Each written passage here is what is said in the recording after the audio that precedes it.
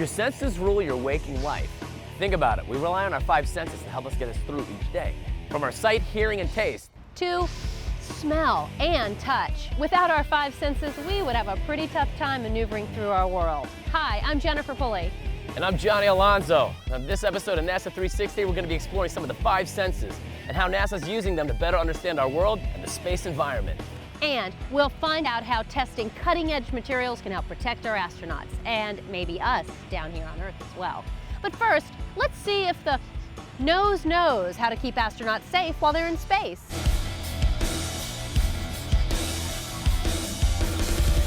About 2,300 years ago, Aristotle first classified the traditional five senses: sight, hearing, touch, taste, smell. Today, we recognize that there are at least 6 other senses, including pain, balance, direction, just to name a few. But definitely, one of the key senses that we as humans possess is the sense of smell. You know, the sense of smell is a tricky thing. If you're smelling something great like a good meal or the fragrance of a favorite person, then smelling is all good. But what if you get hit with the smell of a skunk or a pile of rotting garbage? Not too fun, right? But back here on Earth, all you gotta do is roll down the window or hold your breath to try to get away from it. But in space, no such luck. If something smells bad within the spacecraft, it can actually endanger the mission, and at worst, endanger the lives of our astronauts. Think this is far-fetched? Well, the Russian Space Agency actually had to abort a mission in the 1970s because of an unusual odor. So how does NASA prevent bad odors from endangering a mission? Believe it or not, they do it with human smell testers. That's why I'm out here in New Mexico at White Sand Test Facilities to talk with my buddy George Aldrich, who works as an official NASA smell tester. George, what's going on? Hey, Johnny, welcome. Good to see you. Good seeing you. Seriously, official smell tester. Official smell tester. I'm NASA's super sniffer. Seriously. Seriously. Tell me about it. Okay. Yeah. What we do here in this little lab is we do toxicity and odor testing of all the materials that go inside the capsule of the astronauts. Okay. We want to make sure that we don't put anything in there that's toxic, and then we also don't want to put anything in the capsule that's going to be obnoxious odor-wise. All right, so in this computer age, why don't we just use computers? Or I know that dogs have a great sense of smell. Why don't you just use dogs?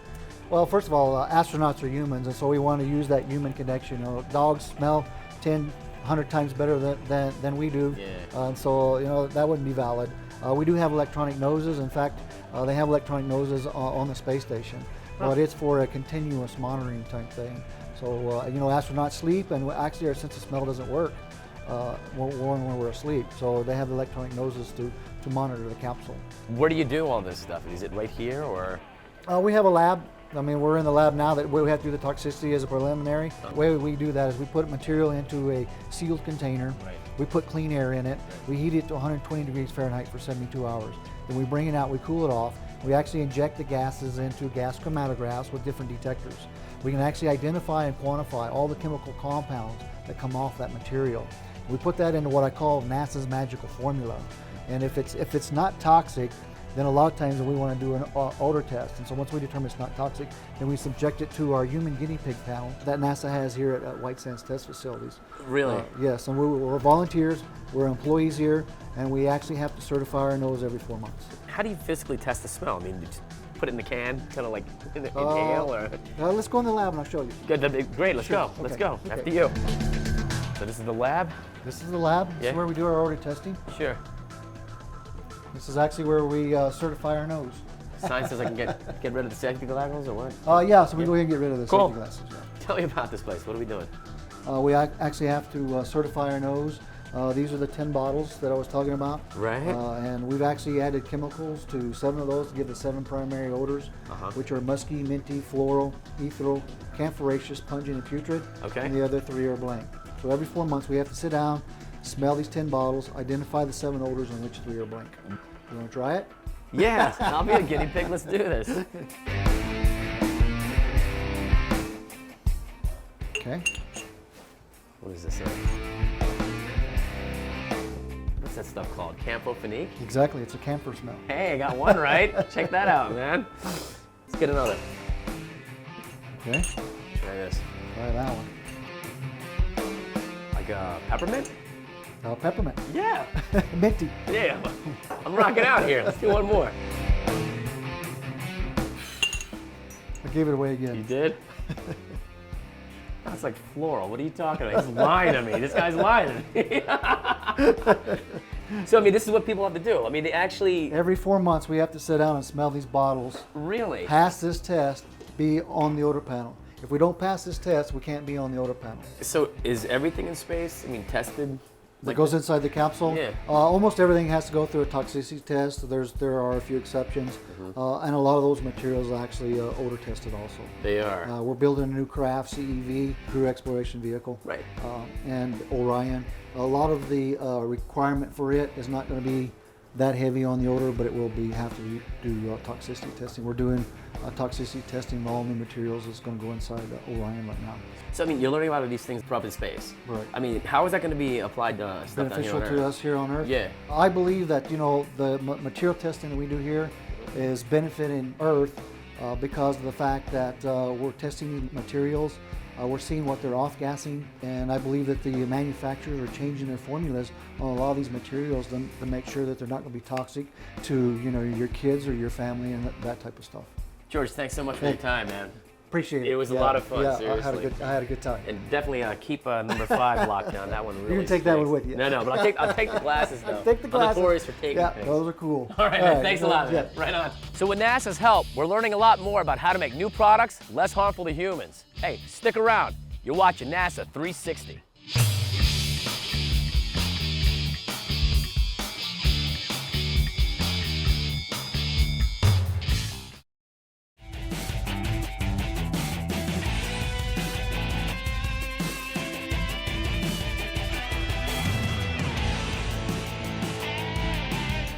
You know, more and more these days, really cool technology is aiding us in our lives. And one of the coolest is voice recognition software.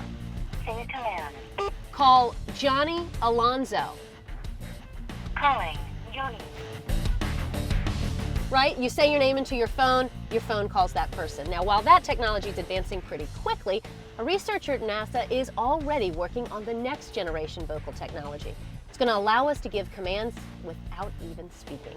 Dr. Chuck Jorgensen is working on something called subvocal speech applications that may make it much easier to relay commands or have conversations in space, while also helping accident victims or those with physical impairments back here on Earth. Here's how it works. Basically, when any of us speak, nerve impulses are sent from our brain to our vocal cords and tongue, and voila, words come out. But even if you're just talking to yourself and no one is actually hearing the words come out, nerve impulses are still being sent to your vocal cords. So what Dr. Jorgensen is doing is attaching small button-sized sensors to the throat to pick up those nerve impulses. These sensors recognize the words subvocally, so even if no one hears a word or even sees your mouth moving, a command can be sent. So in the example of an astronaut, if a command needs to be sent to, say, a rover, the astronaut can control the vehicle remotely without having to touch any instruments or give any vocal commands. Of course, there are obvious advantages to utilizing this type of device here on Earth as well. For example, it could be used to enhance medical equipment for injured or disabled persons.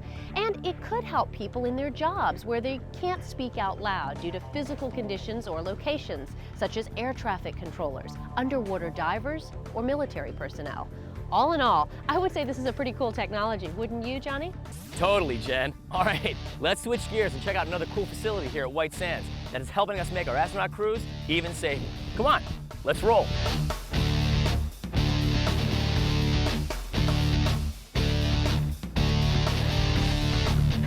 Now, since the late 1950s, when we started sending rockets and satellites into space, the area known as low Earth orbit has become pretty cluttered. There are millions of man-made objects and naturally occurring micrometeoroids that are swirling high right above our heads. One of the main challenges NASA faces is to be sure structures, vehicles, and spacesuits are safe. But how do you test them to withstand the impact from these small particles? Well, check this out. There's this really cool facility here at White Sands that does just that. Let's head inside and meet my friend Karen Rodriguez, who will show us how NASA tests hypervelocity impacts. Karen, hey, how are you? Hey, good. How are you doing? Good, good to see you. Wow, this place is something else. Tell me, what's going on here? Well, what we've got here is our remote hypervelocity test laboratory. Okay. And what we do is we utilize two-stage light gas gun to simulate micrometeoroid and orbital debris. So why do you do hypervelocity testing?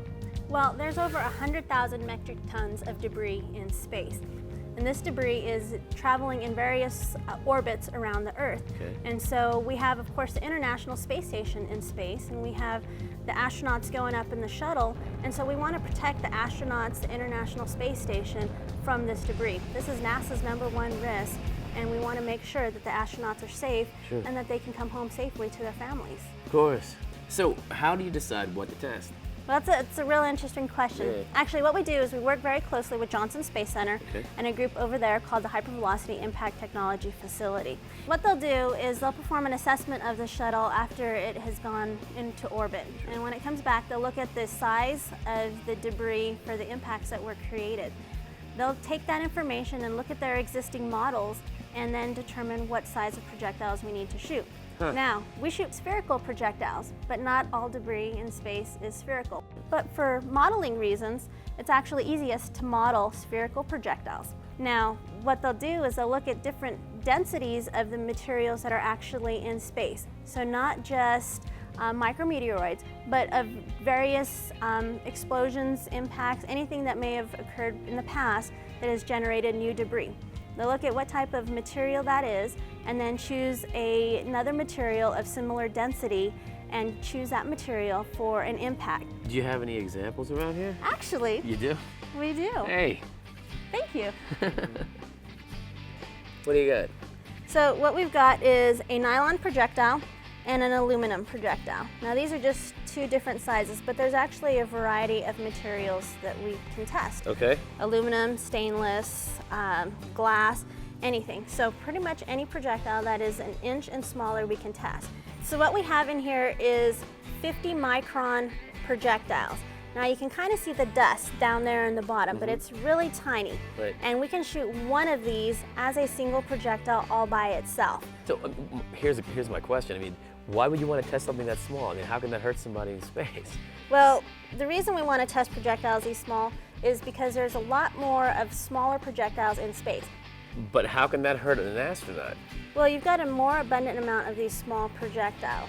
And because you can't track it, if it impacts the astronaut spacesuit or even a shuttle glass window, the damage varies, and so that's why we do a variety of testing. There's a paint fleck that once impacted the window on the shuttle and it created some damage to it, and then the question being, of course, you've got a vacuum in space, and how does that compromise the material properties of that piece of glass once it's been impacted? Oh, wow. So Karen, it's really hard for me to understand these speeds. And can you give me an example? Well, if you can imagine traveling from the East Coast to the West Coast in approximately 10 minutes. Yep. That's how fast debris is traveling up there. So it's not just the astronauts that we're wanting to keep safe. You've got your satellites up there that are for your television and for your cell phones. And so who knows what'll happen if those satellites are impacted. Wow. So this is an actual gun then, right? Yes. Yeah, tell us how it works. All right. This is our 17 caliber launch range. Right? We've got our end cap, and this is where the gunpowder is loaded. Sure. Now inside here we have a piston.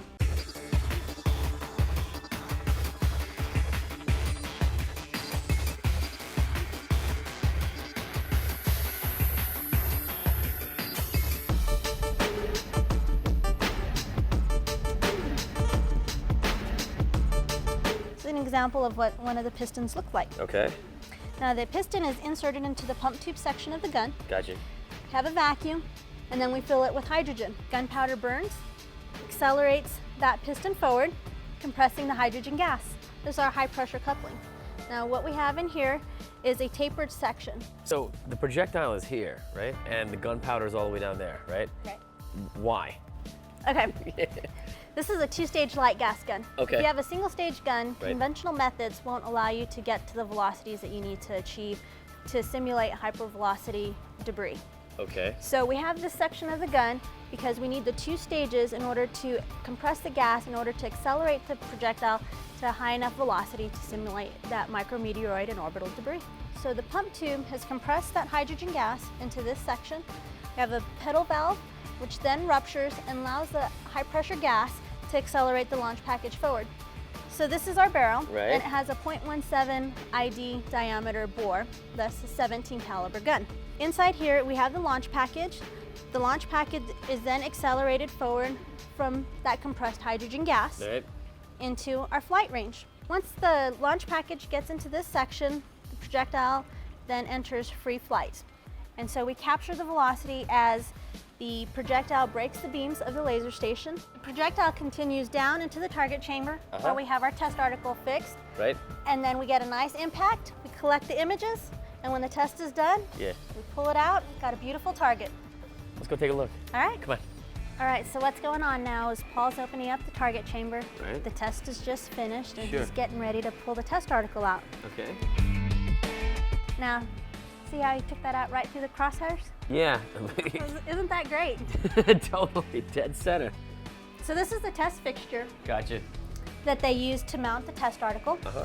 And if you look down inside the tank, you can see the barrel is coming through. We've got our flight range, Right. and it's coming through, and that's the direction the projectile travels, and it would come through and impact the test article. We have our high-speed imaging systems, which are capable of 200 million frames per second. Wow. So what happens is we have the cameras right over here. They shoot across the target chamber, and they capture the projectile in flight prior to impact.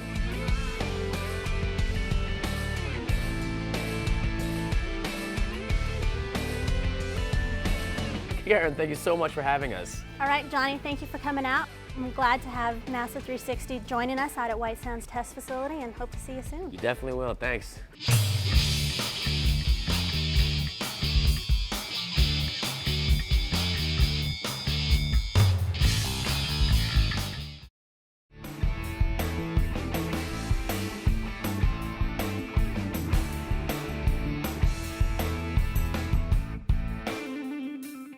All right, so what happens if a spacecraft actually does get hit by a piece of debris?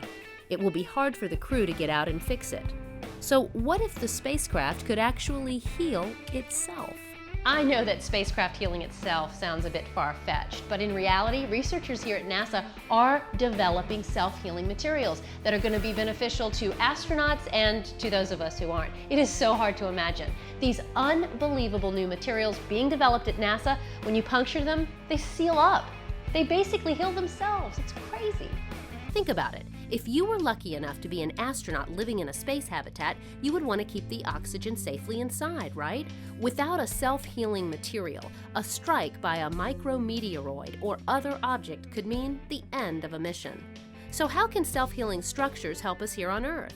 Well, it could be used for a variety of applications, from protecting fuel tanks on aircraft to strengthening windshields. This revolutionary technology really has unlimited uses. I spoke with my friend Dr. Mia Siochi at NASA Langley to find out more. Self-healing material that we're working on is a polymer. Essentially, it's a plastic. And what we're trying to do is design it so that it's got the right properties so that when you shoot at it or something goes through it, the temperature actually goes up so that the material flows a little bit. So after the projectile punctures it, you actually have the material sealing back up in the back. And it's a good enough seal so that you can actually retain liquid in there, for example, or air.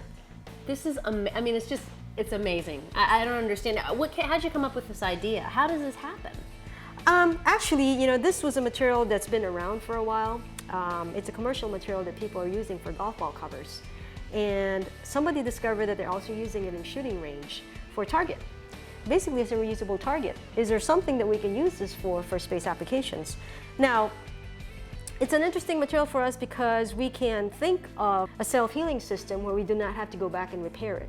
If you have a material that will close back by itself, then you can think of it as another way of having more durable materials out in space. Now, why are we interested in this? Because, you know, if they already have a material that they're using out there for shooting range, the properties of a material that can survive in space are different from what they need to withstand, say, out in the sun over here. And so we are trying to design a material where it can meet the requirements for differences in temperatures and radiation resistance out in space. You mentioned bullets Yes. earlier, penetrating through this polymer, the self-healing material. Show me what you have here. This is amazing. I mean, this could save lives. Yes, it can. So this is a polymer sample that we have shot. It's marked here 22 caliber, 35, and 45. So let me show you an example of what a 22 caliber bullet looks like. It's like this, and so it had penetrated through here and came out the other side, and so you can hardly see where it went in. And this is a 45 caliber, and so it penetrated, and that's the hole. And it's a bigger diameter bullet, but still heals back up. So it's a real seal. I mean, Absolutely. It's almost back to originally how it was. Yes, it's almost back to originally what it was as far as the mechanical properties, but the seal is perfect. Okay, so I understand the penetration here. What if you cut or somehow tear apart this polymer, this self-healing material? Does it go back together? Well, it depends on the conditions that you use that in. For example, we have done it so that when you cut through the sample, it warms it enough so that it seals back behind itself, so that when you pull on it, it actually is together. Now, granted, that seal is probably not perfect. You won't get the original properties. However, if you have to use it just to not have catastrophic failure, you can at least get there. So Mia, practically, if I was an astronaut in space, self-healing materials are going to keep me safe. How? Absolutely. For example, if we use this material in the habitat, then if the habitat gets punctured, rather than deflating, losing all the pressure in it, it can seal back up and retain pressure in it so you can have a livable environment in there. Even farther out, if you can have this kind of material in an astronaut suit and they're working outside, then it will protect them from the life support systems that are already incorporated in the astronaut suits. So obviously beneficial to astronauts in space. What do you foresee as benefits to us here on Earth? One thing that we've thought of is car windshields, for example. You know how you sometimes are going down the highway and you get pebble hitting your car and it causes a crack in the windshield and you have to replace it. In this case, we're hoping perhaps that if that happens, then the glass behind it actually seals, so you don't have to replace your window. It saves you money, have a more durable windshield, and it's safer for you. There are other things like wire insulation. The insulation chaves, and then you have it cracking, and then you have arcing, right? Okay, and so that's unsafe wiring. And if we can use this type of material, then you can have a more durable wiring in various applications that will last longer. Mia, I am amazed at this technology. Thank you for sharing it with us. You're most welcome. My pleasure. And just remember, if you look around you every day, you're going to find technology, inventions, devices that originally came from NASA. Trust me on this one. More of those inventions are yet to come. That's it for now. For Johnny Alonso, I'm Jennifer Pulley. Catch you next time on NASA 360.